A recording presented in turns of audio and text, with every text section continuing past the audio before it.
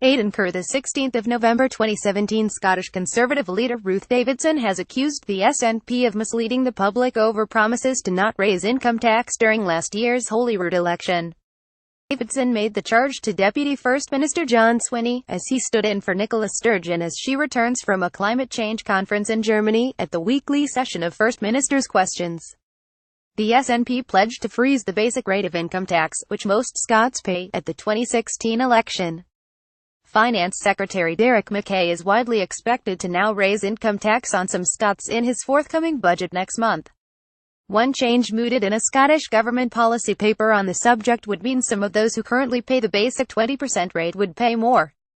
https://tv.of News Politics 1397273 Nicola Sturgeon refused to rule out income tax rise default. The Conservative leader reminded Swinney of his pledge not to punish low-paid workers before last year's vote. She told MSPs the truth as the SNP wheeled out Mr. Swinney, Honest John, before the election to tell people that their taxes wouldn't go up, and as soon as they got back in, those promises turned to dust. Swinney defended the possibility of an income tax rise in the forthcoming budget. He said the devolved administration is engaged in a substantive debate with members of the public about the real choices that are faced when you are in government, when you are trying to address the fact that public expenditure has been slashed by the United Kingdom government and that austerity continues to roll forward year by year. https://tv.of News Politics 1381314 Almost 40000 Scots.A400 more in income tax default. The Deputy First Minister stressed the SNP would act at all times to protect the interests of low-income individuals within our society.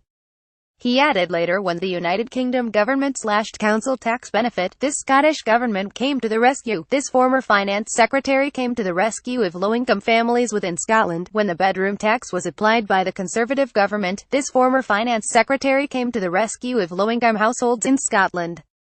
So I am absolutely determined to make sure we stand shoulder to shoulder with low-income households in Scotland and take the right decisions to protect their incomes.